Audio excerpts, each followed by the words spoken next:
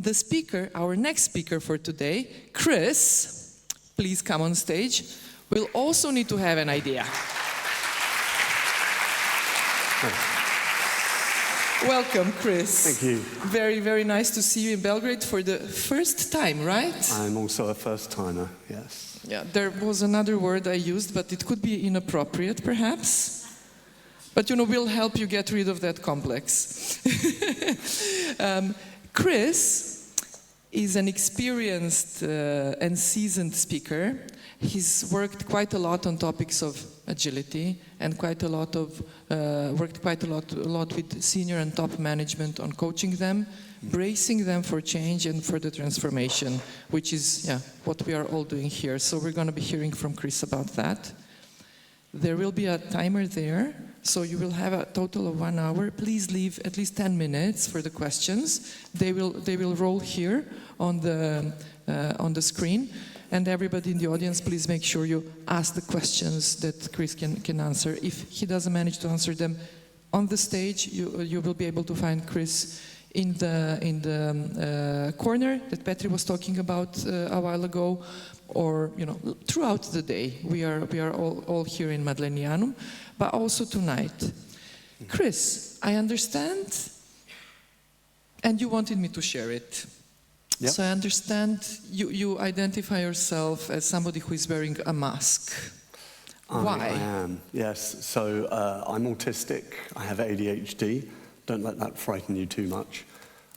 It's quite interesting because it gives me a very different perspective on things, and I see a lot of patterns that other people don't necessarily see when they're within the system. So, neurodiversity and neurodivergence is not necessarily a problem in business. It can be quite a big enabler as well.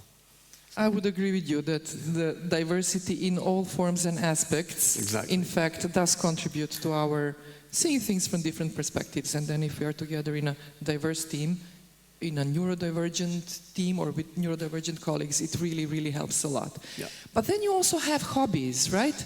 You told me about a really peculiar hobby of yours. 1 or 2 hobbies, yes. Yeah, I do, one of my hobbies is diving, so I do scuba diving and free diving. What is free diving? So free diving is where you're on the surface and you take a deep breath and then you go down as far as you're comfortable and then you flip back over and you kind of just drift back up. It's very peaceful. I recommend it if you want some zen, but not if you're frightened of. So it's no snorkels, no oxygen, no nothing. No, you just dive. You take your oxygen down, yeah. But the advantage is if you panic, you can come straight back up. If you have your air with you, you shouldn't really do that. So.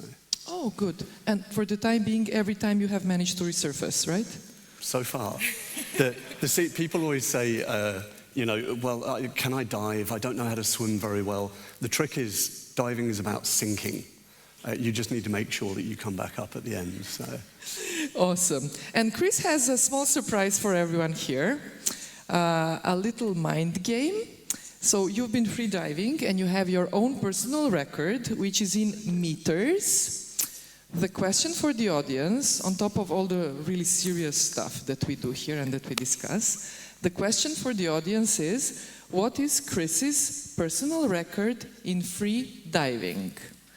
Whoever gets to answer, we will open the topic, and whoever gets to answer first gets what? A free diving course? No, too complicated. Maybe a drink later. Okay, a drink or two. Or 2. We don't stop with 1. Or 3, maybe. I will see. So, the question about Chris's special abilities is free diving, his personal record in meters. So, already you have an idea that it's not half a meter.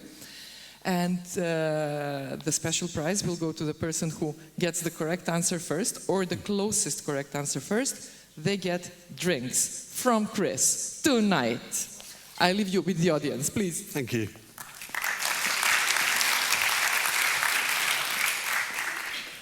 Before I start, I just want to point out, please do not base this on world records. I am nowhere near any of the world records, so don't use those as a baseline. So, yes, thank you for welcoming me here. As we said, it's my first time. I do a lot of random stuff, actually. I don't really have a slot within business, so I do some executive coaching, and I work as a leader in a couple of consultancies. I work a lot on culture. This talk is more just to think about the kind of the why behind what we're doing, the why behind why things can be quite difficult to change, the problems that we all face. And you heard, it was a great talk from John earlier where we kind of delved into where a lot of agility kind of came from, the Agile Manifesto and so on. So I'm going to talk a little bit about some of those bits and pieces. And I think I wanted to start with talking about not just fear, but where fear exists kind of at a top level. We often talk about teams. We focus a lot on the teams. We don't always focus, and this is the more executive coaching side, on where people sit, kind of, if you want, at the top of the chain. So we're often talking about anxiety and stress related to the company, or in a more enlightened place, the culture and pressure on people. But I recognize, obviously, I'm a director of coaching in one consultancy, for example, there is extra stress and strain on leaders. And I'm not suggesting that managers don't cause problems. I think we all know that many managers do cause problems.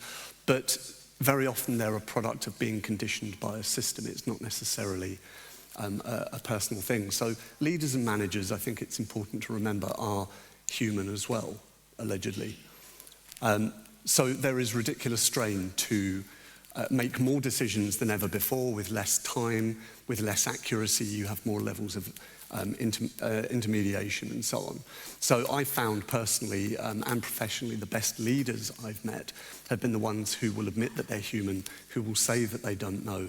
And this is a very cultural aspect, right? So I think that there's a differentiation I like to make with leadership and people in general. If you are struggling, you are being held back. If you are being challenged, this is an opportunity for growth. There's a lot of nuance in what I talk about, but I think nuance can be quite important in the work that we do. So I'm going to start with a couple of stories. There are a few stories in this, and we'll kind of go through some examples. Who here has heard of the El Faro? Okay, so the El Faro was a large container ship. It was about 290 meters, I think. It was a pretty big ship. And it was moving down from America down past the Florida Keys. Had a captain in charge. It had a crew, 34 people, I believe, on board. And this is a really interesting allegory of modern management, right, when we look at what happened with the El Faro. So the captain committed to speed. He was under a lot of pressure from the board of directors.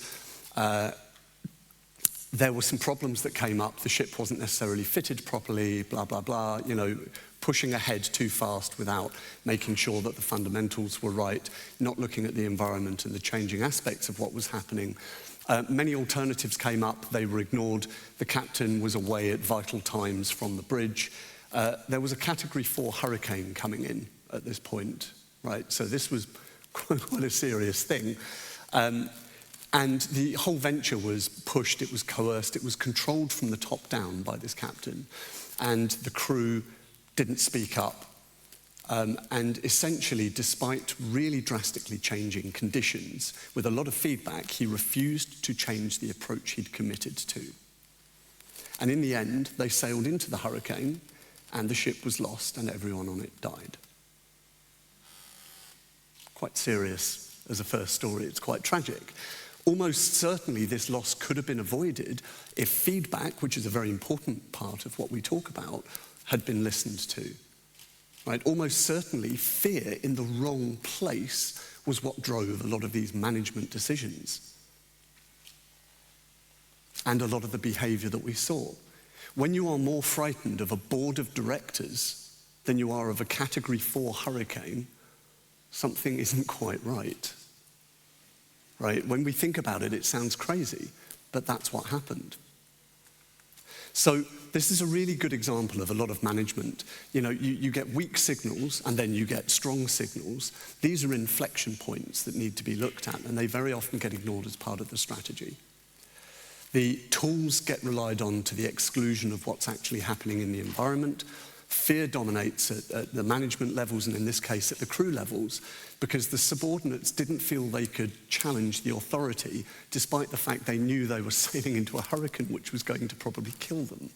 And they didn't feel safe enough to speak up, so there was no psychological safety. So getting everything done at all costs was the key, and I think that that's something that we've probably all come across in business before. Right, so this is where authority has the final word, and there's not enough voice from the people working in the teams, or in this case, the crew. So you can see here, we've got some of the quotes. I mean, the top quote there is from the Titanic. I think we're all aware of what happened to the Titanic. It was a very similar thing, but the words at the bottom, again, how many of you have heard words like this in management, in business before? We're good. We're just going to do this. Look, we've committed to it. We're just going to get it done, right? We'll have to tough it out. No, we're not doing anything different. I wouldn't have it any other way. We've committed. So these are things that I've heard a lot in business, and I think that language is one of the most important parts of this, right? The language that we use, and it's not just the words, but how we use that language actually helps define the culture, the behaviors, the experiences that everyone in the company has, not just the teams. Now, on the right here, we've got some Polynesian examples of Polynesian navigators who go across the Pacific in tiny boats. And if they detect a storm, and they're very good at weak signal detection, they run and they go to a storm harbour. But if they can't, and they know they're going to be caught in a hurricane, they will make sure everything is attached as best they can, and if they know it's going to be bad, they will capsize the boat. Because these boats are wooden, they're smaller, they're not like giant cargo tankers, so we're kind of talking about a much more agile approach here. And they will weather the hurricane out between the hulls, because when you're in the water, you're just doing this. You're not being smashed by the wind and everything else. So it's a really interesting difference in approach, and it outlines a business approach between robustness, being strong, always being fail-safe, through to being safe to fail, through to being resilient. And of course, we often talk about resilience when we talk about agility. So it's interesting that the captain of the El Faro was, and ultimately his whole crew, of course, was really a victim of the management culture in the organization, as well as his own hubris. Right? So the fear of failing was huge. Lack of training, oversight, burnout, fatigue, poorly fitting for the ship, command pressure, the tools weren't good, the lifeboats weren't good, because it was all extra cost. It could have all been done properly. The fundamentals of the journey could have been fixed first. So you can kind of see where this is going. The fundamentals are the most important part. And fear-driven, catastrophic, complacency-induced failure can be terminal, as we find out. So that's my first story, and it's quite sobering. Now, when we're talking about jobs, of course, we're not always talking about lives, but sometimes we are. The second story I have, this is a CIO that I've worked with, and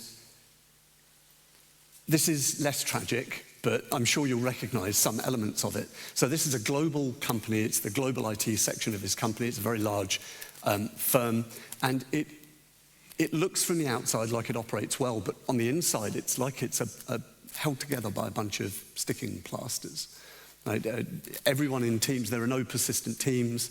Everyone within the teams has 4 to 5 managers, so they can be dragged off to random other work at any given point. How much work do you think they're actually finishing? Pretty much nothing. So they said, okay, we desperately need some change. So can you come and help us out? We need to develop something. I know, we're going to do product. Now, I kind of said, okay, are you sure you need product? And they said, we're doing product. And I said, okay, you may or may not know what they need. They've hardly got any product teams, by the way, but we know that this is a buzzword now. So I said, okay,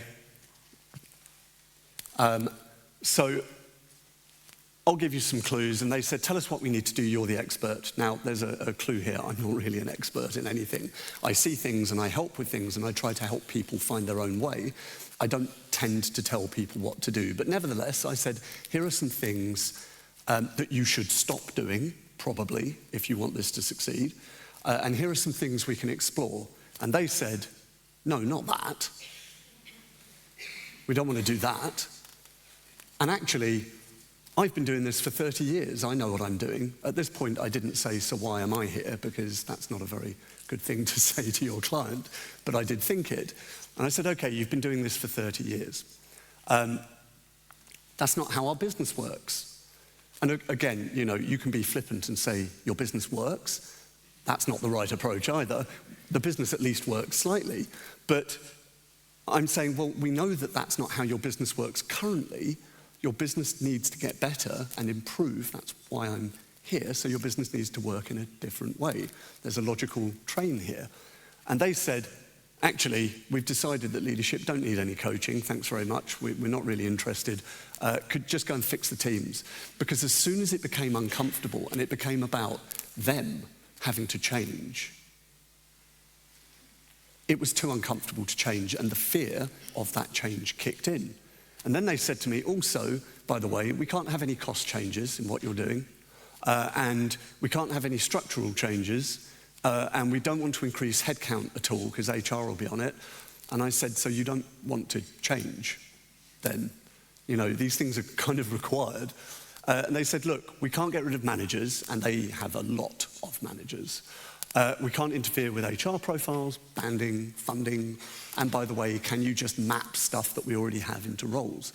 How many of you have seen people who've just been mapped straight into a PO role without any previous training?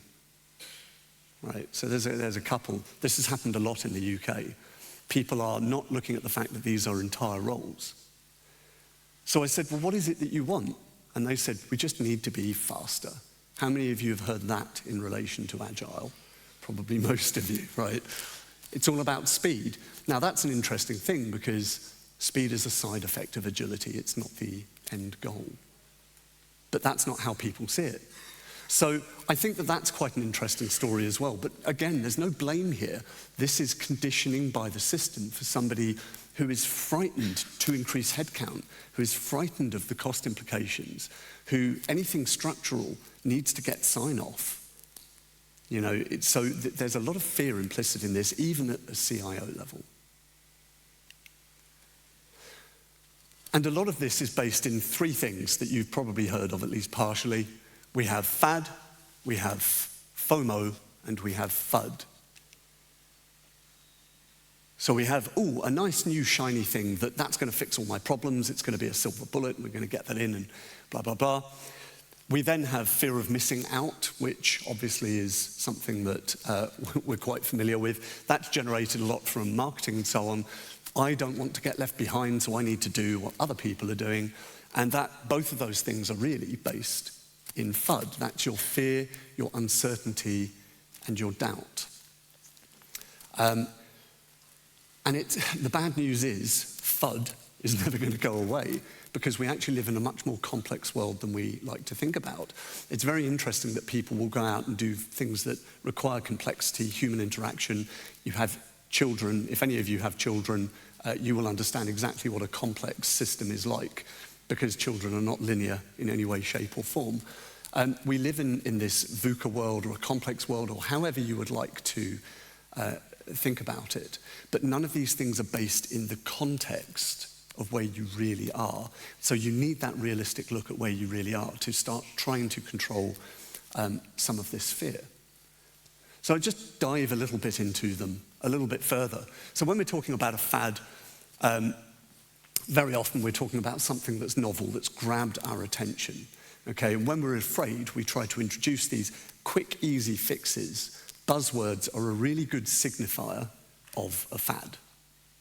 Right? And unfortunately, Agile has become one of those buzzwords. As we're aware, product has become one.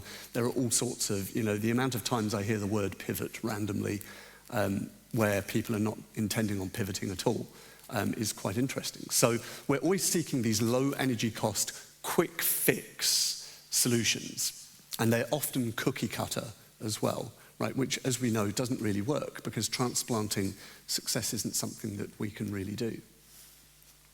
In 1958, This is the Hawthorne cable factory. There's this thing called the Hawthorne effect, which covers a number of things. There were some studies done in 1922 to 1927, I think it was. And it was basically an approach to see what made people more productive. So people were working on the factory floor, and the management thought, well, why don't we increase the light levels and see if that makes us more productive? So they increased the light levels and people became more productive. And they said, oh, that's good. Now, these days, of course, we wouldn't be that scientific. We would do that, and then somebody would write a Kindle book and then go and do loads of conferences and say 3 steps to breathe the light bringer and, you know, whatever, and it would be a framework and so on. Back then, they were a little more scientific about it. And they said, well, if we decrease the light, then the productivity should go down, right? So they did that, and the productivity went up more. So that was odd. So they said, okay, that was strange. And they put the light back up again, and nothing happened. And eventually they realized that what people were reacting to was not the level of light, it was novelty.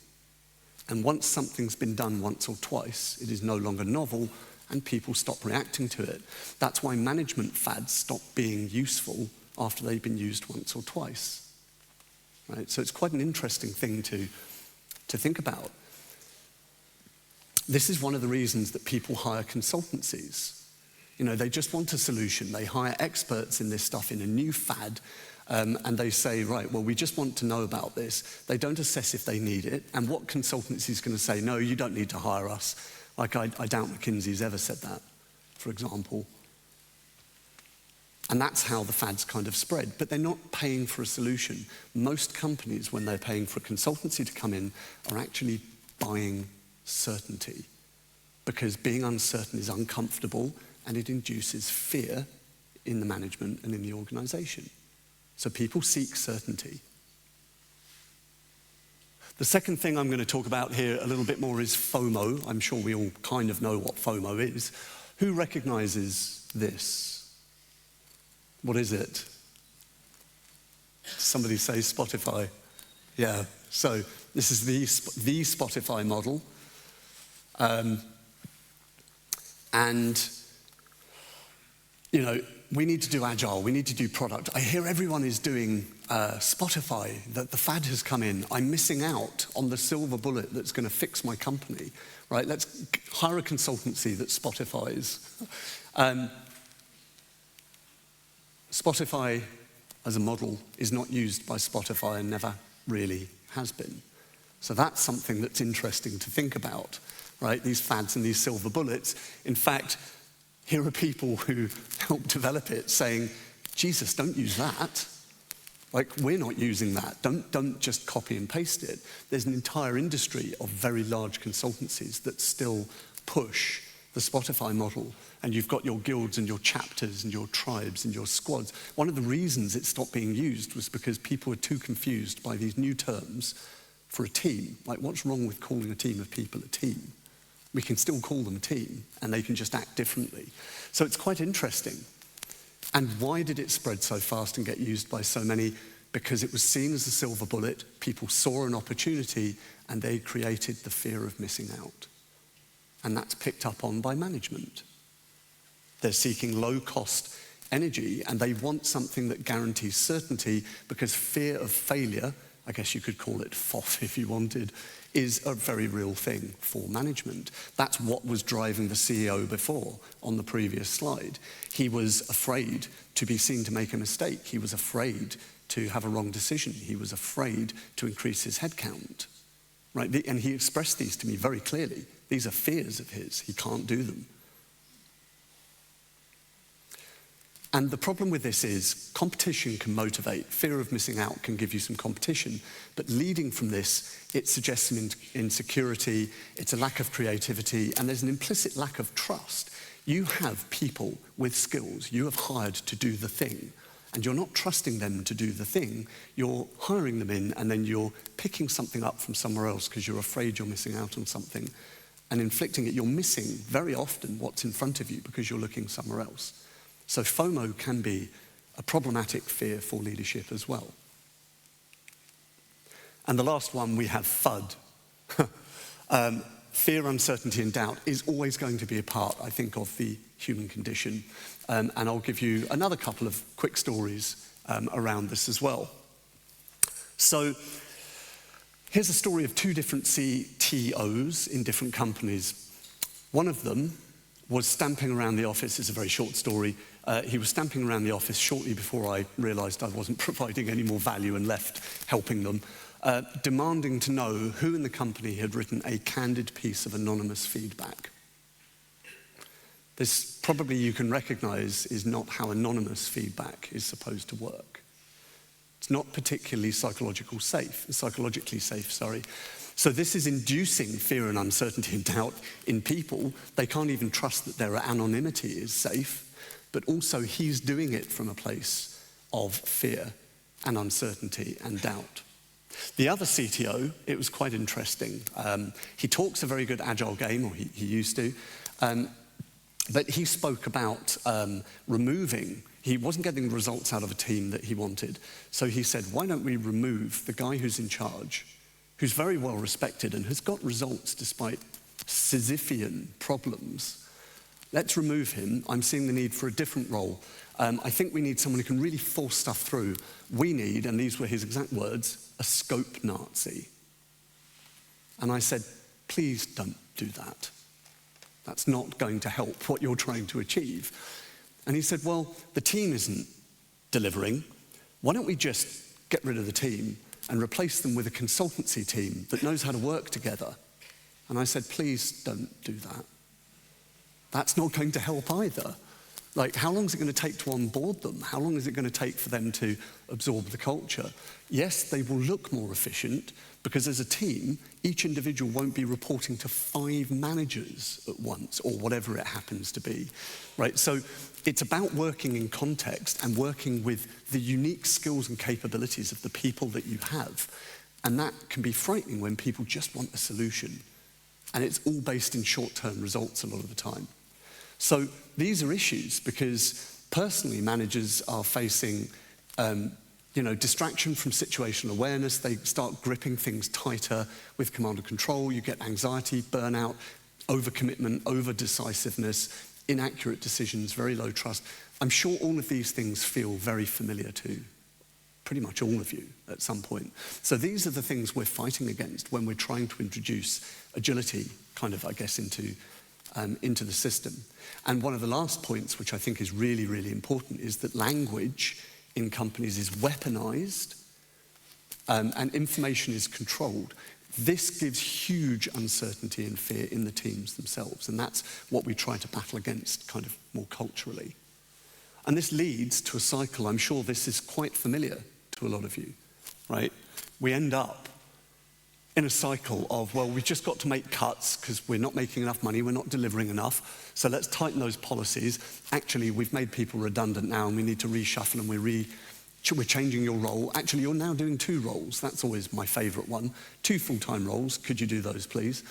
Then we get new management teams and they bring in different fads with them and a different management team. And then this isn't a cycle, this is a spiral. Right, and it is getting worse in quite a few companies, certainly in the UK. I've noticed that this is getting worse. So the way to break out of this is things like innovation, progress, key differentiators, novelty that isn't a fad is very helpful here. Right, so you need to have really, really high cognitive advantage and collaboration in your organization to be able to do this. And if you get stuck in this spiral, you're talking about less profit, less progress, less competitive advantage. And that's also driving fear because leaders and managers know that this is happening.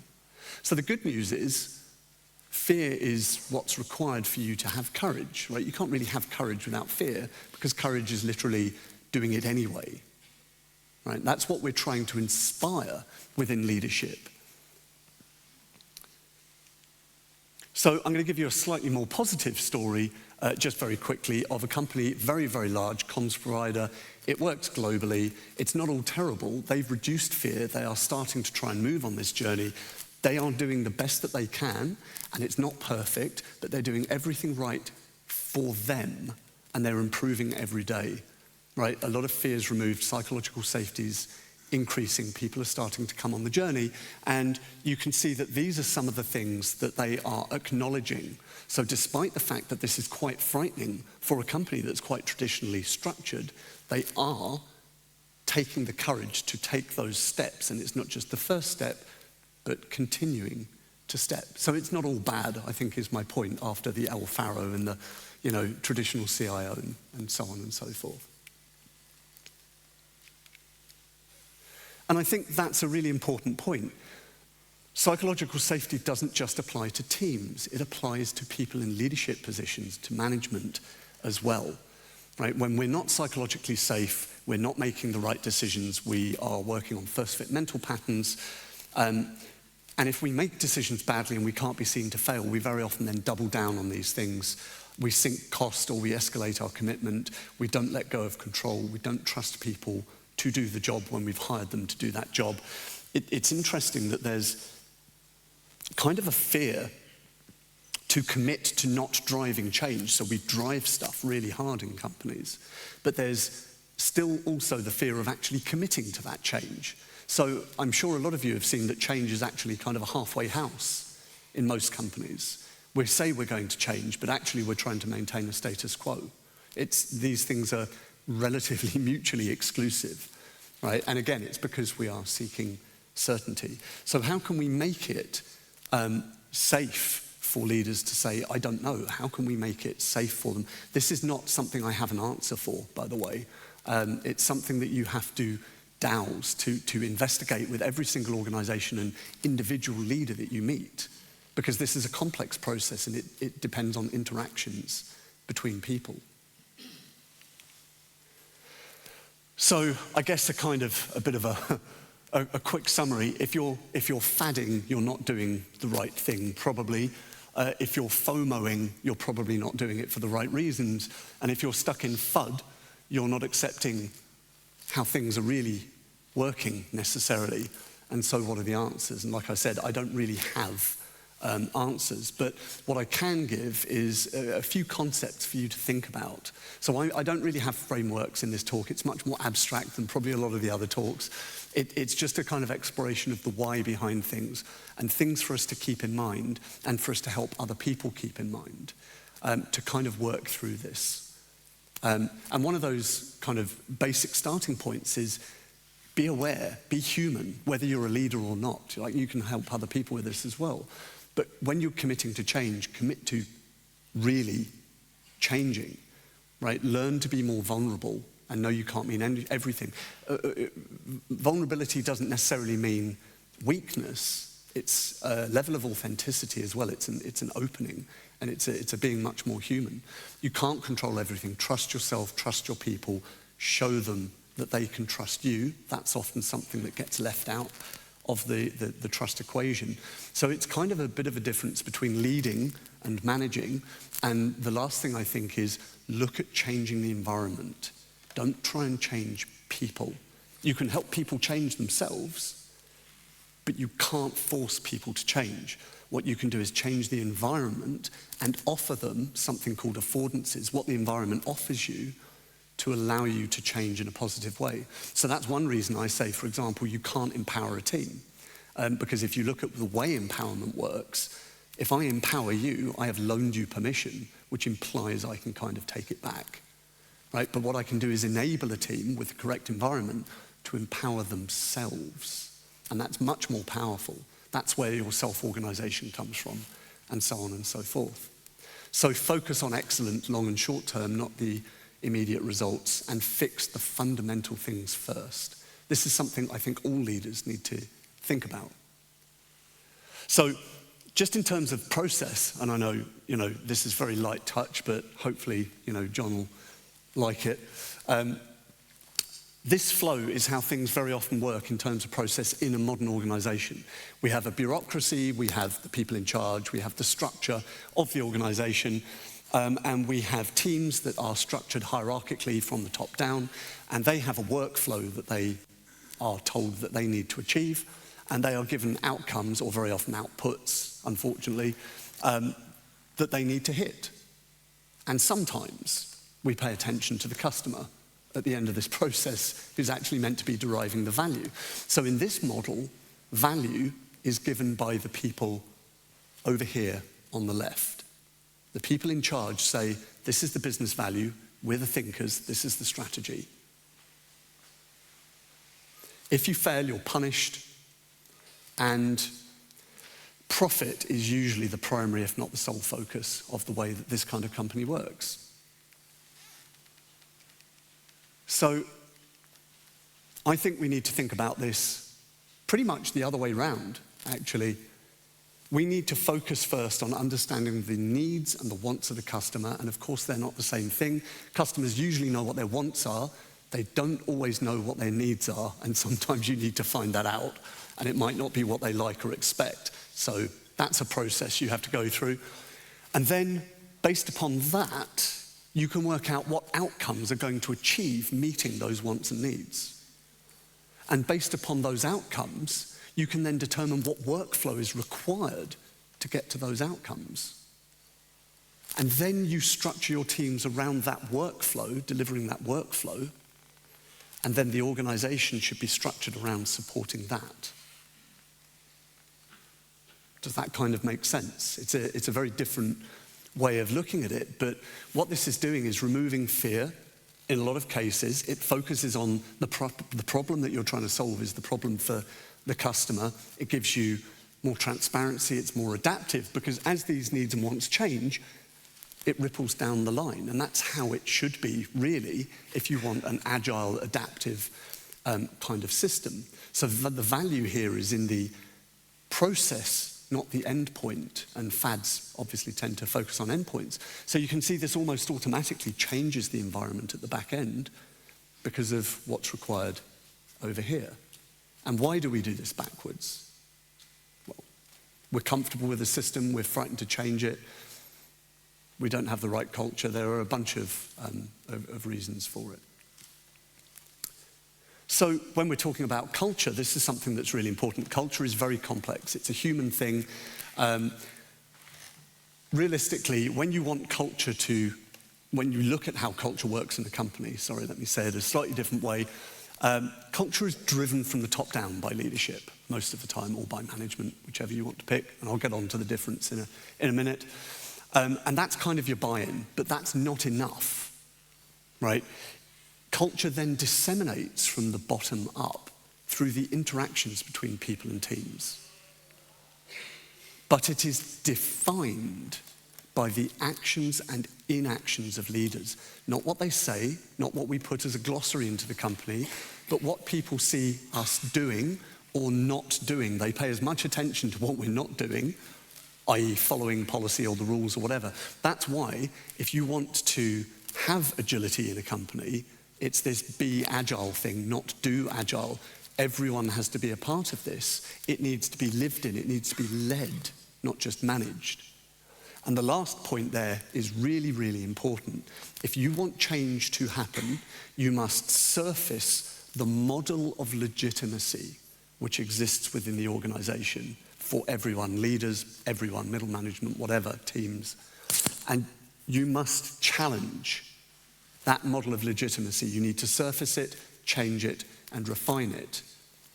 Because if people are being rewarded in money, in job title, in how many people work for them, under the current system, and nothing changes, why would they change from a system that they have learned how to game?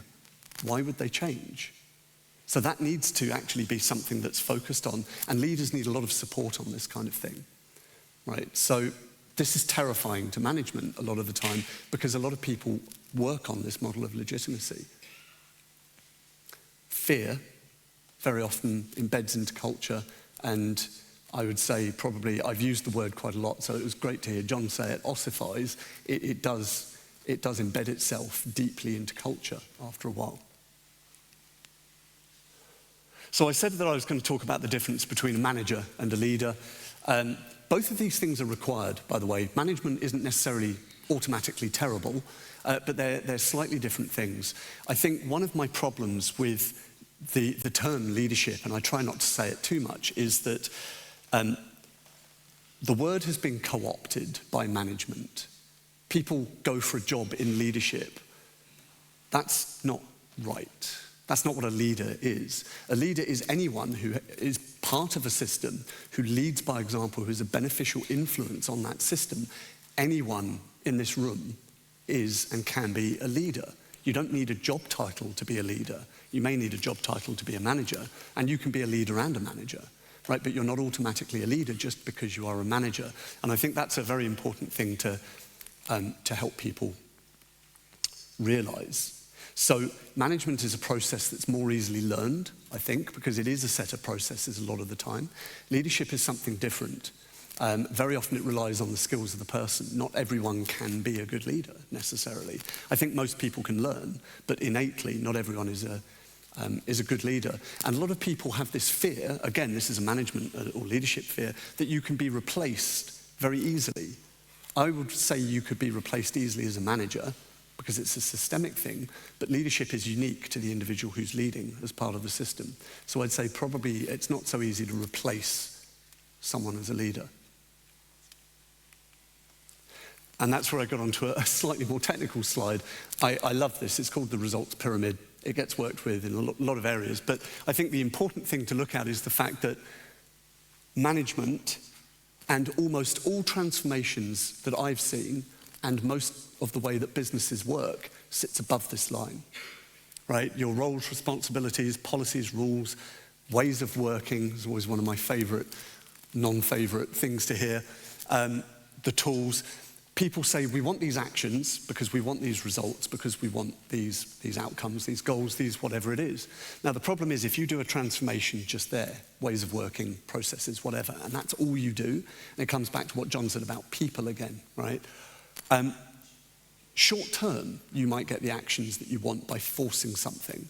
But as soon as people learn how to game this, to go back to what they're comfortable with, the results will not be what you expect.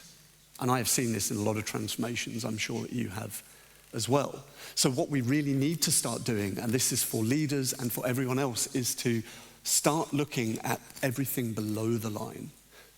Management systems and structures are managed.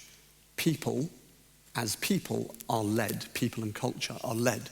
So we need to understand their experiences that they have day to day, the beliefs that gives, because long term, that determines the actions and the results that you will get within the organization. And a lot of that stems from the language that you use and how you use that language. So an easy way to help reduce this is to use language to help reduce fear with leadership and to help them start using the right language. Right, that's actually a relatively easy thing. That and decisions. Decisions is also another way that you can do it. And just as a quick example of that, how many of you hear the term resources used when people are talking about people? Right. I'll say something possibly contentious. I think resources are what people consume to do a thing. I don't think people are resources. So, but it's interesting because that's used in a lot of organizations to mean people. So I always say, don't say that, say people. This is an interesting example of that. So this is an old school thought of management. You know, we don't want variability in the company. We always have to prove ourselves. I'm going to coerce you to do stuff with the threat of punishment or whatever it happens to be, and everyone has to conform to the system. I do the thinking, you do the doing. I'm a genius. I'm probably not a genius, but this is how we kind of traditionally think about some of this stuff. Now, this comes from David Marquet's work in terms of the blue work and the red work. And what we actually really want to be doing is thinking of ourselves as leaders. Everyone can be a leader. We all should be doing thinking and doing, and this is where the equity of voice comes into things. Helping leaders get more equity of voice is frightening because they feel like they're losing control.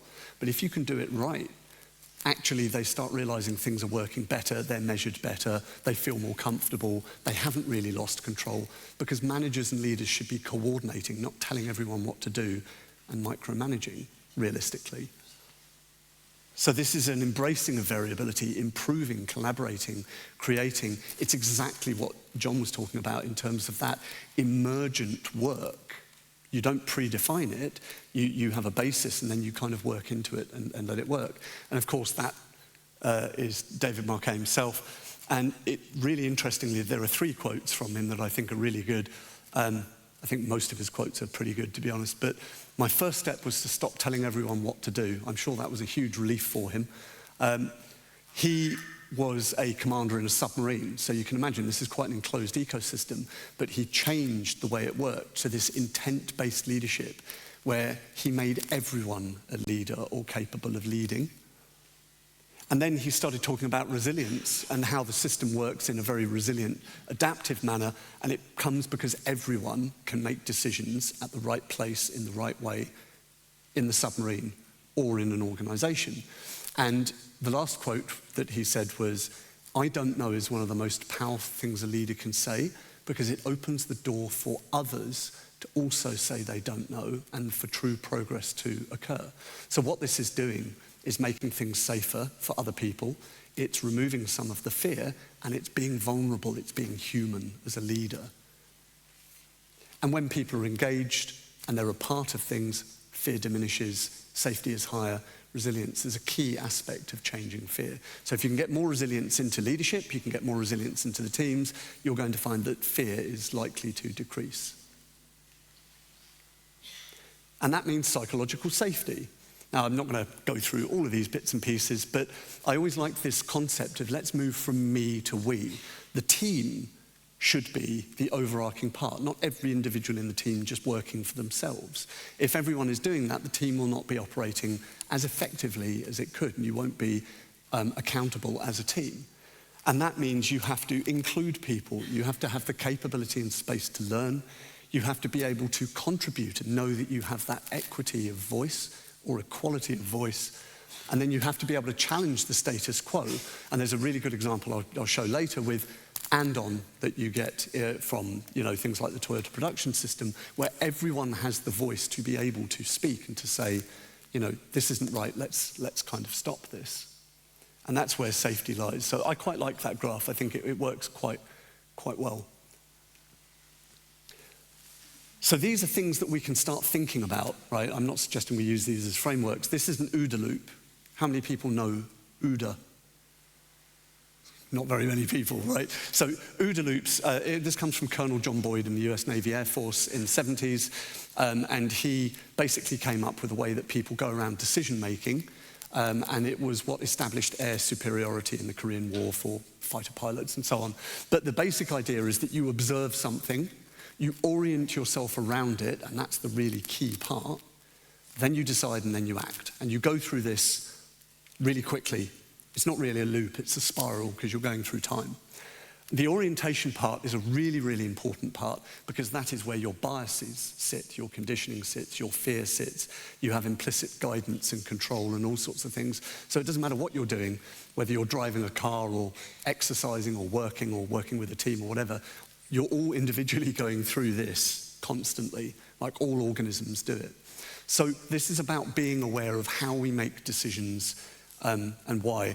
I did an OODA Looper series with Nigel Thurlow a while back, which is on YouTube, where it's just a bunch of us talking randomly about how this works and how it fits into business and if it's still appropriate.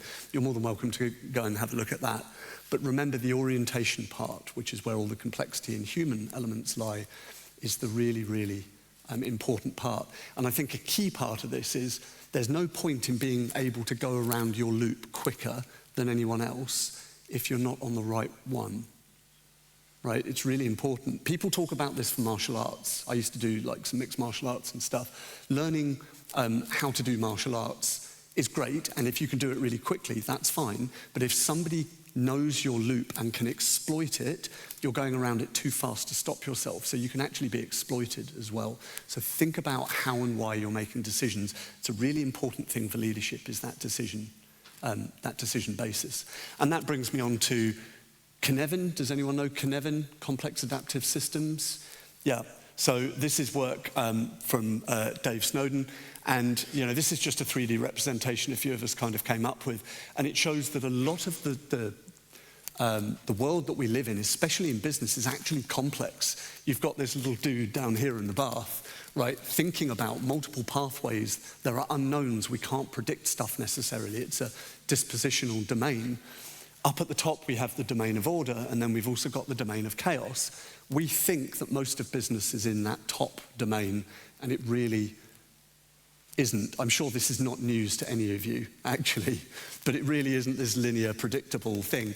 Now, a lot of what we do with stuff like Agile, of course, is try to move complex problem solving through, where we investigate it in a complex domain, and we try to move it into a more predictable domain where we can then iterate upon it and kind of get things working.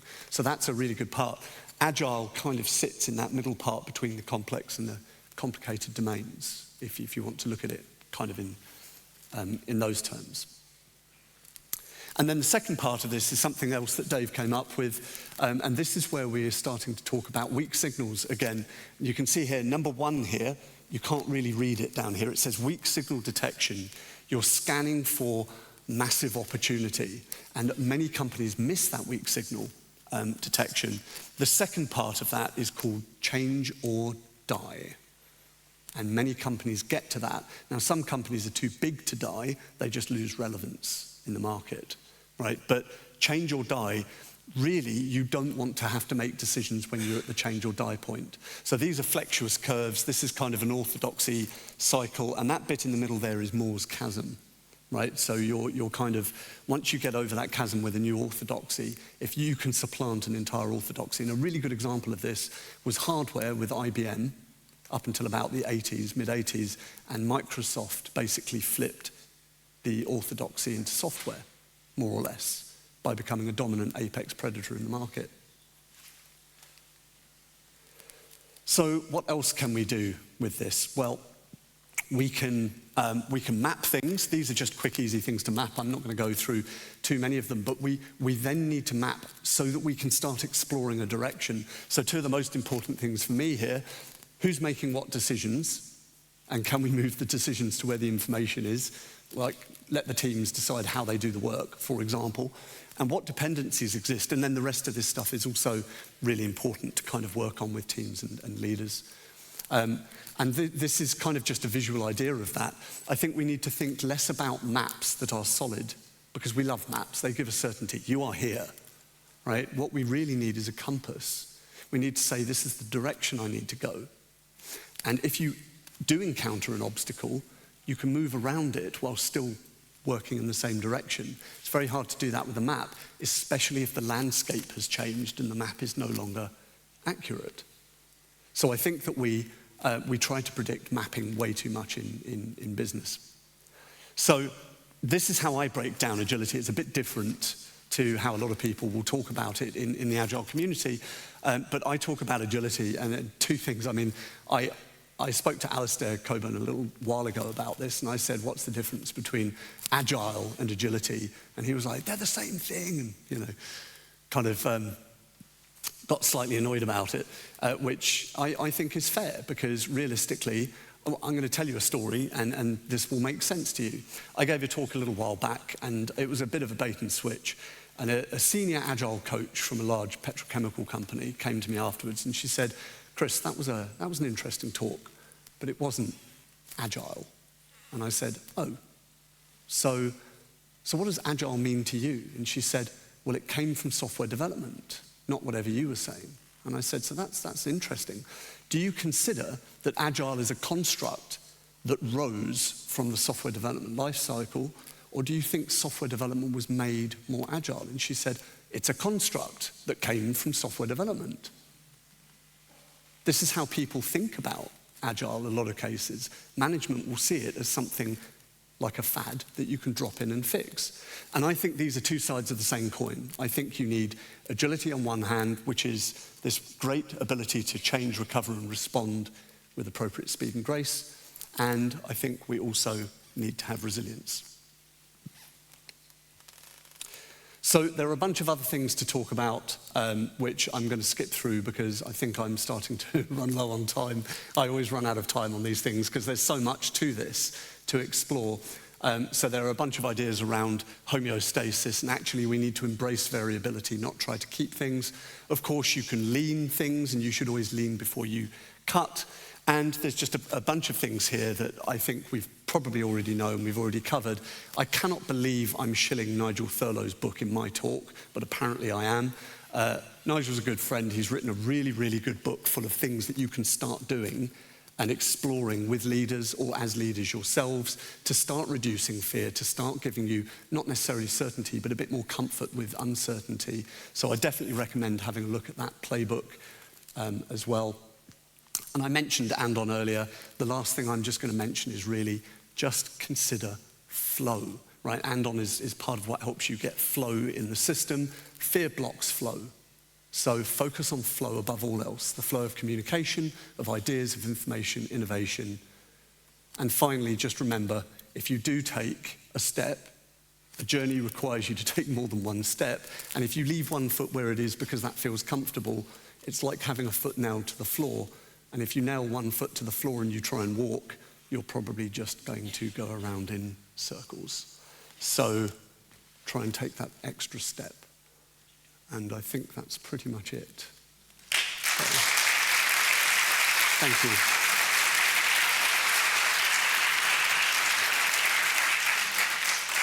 So we're on to some of the questions. I can see the top one's very popular. You can't just approach your manager and tell them you are suffering from FUD, take it easy. I mean, technically you can, but it might not be a good career choice. How can we implement your points in our culture? So a lot of this, because this is quite complex, trying to show, as I say, it's going to depend on the person, it's going to depend on the culture in the organization and so on, but you can say to them, look, is there any way I can help you reduce some of the uncertainty you're facing? Are there things that we can do here? You can prove. Sometimes we often use the phrase, ask for forgiveness, not permission. Sometimes doing a thing quietly that's going to improve things and then saying, look, this is actually making your life better, can help them say, okay, go on, rather than just say, no, I don't want to hear about this, I don't know what it is. You can be there for them. You can show trust in them and say, look, I'm going to trust you. Trust is a big divider between management and teams in a lot of companies. So it's not something I have a specific answer for. It's the kind of thing where I would actually speak to the manager and say, okay, and get to know them on a personal basis. If that's still a divide and you can't do that, that might be something that you can work into obliquely with frameworks or approaches that you know are going to help reduce their fear and uncertainty. If you're getting them the results and helping them measure the right things, that might help them reduce that to the point where you can talk to them about it more like a person. So there's no specific answer I can give you for that, but hopefully that kind of gives you a way to work into it. It's about interactions. And I'll say, I didn't say this earlier, but I'll say it quickly. The roles in a company are less important than the interactions between those roles, right? So that's something to consider. What kind of interactions do you have with your manager? And if they're a leader, they're quite possibly able to listen. Pop on to the next one. So how did I overcome my biggest fear? God, how many biggest fears have I got? One of my biggest fears is this. I'm autistic and I have ADHD, and I'm standing on a stage in front of people talking about stuff, and people are listening to me like I know what the hell I'm talking about. Like, this is one of my biggest fears. I hate all of this kind of stuff, but I think it's really important, which is why I do it. Like, helping people to do this stuff is really important. So that's how I get around a lot of this stuff. I did a TEDx talk a while ago, and it was the most terrifying thing I've ever done. For the love of God, if you have anxiety, do not do a TEDx talk. That's all I'm going to say. But it was important. So that's how I get around some of these big fears. Other things, it's about the experience, like my diving, or I do rock climbing as well. I'm terrified of heights. I pick all the wrong hobbies, really, to do. So I think sometimes you just have to, this is a comfort zone thing. Yes, step outside your comfort zone. Don't do it so much that you induce panic. Do it just enough to stimulate yourself to learn and improve and work optimally. Nobody learns to swim by being thrown in the deep end. However much we talk about it, the attrition rate is very high for that, right? So if we want to safely learn how to swim, actually we do it in stages. So it's worth thinking about. Chris, thank you. Oh, Thank you there very we go. much. It's It's been amazing, full of nuggets and full of really, really amazing pieces of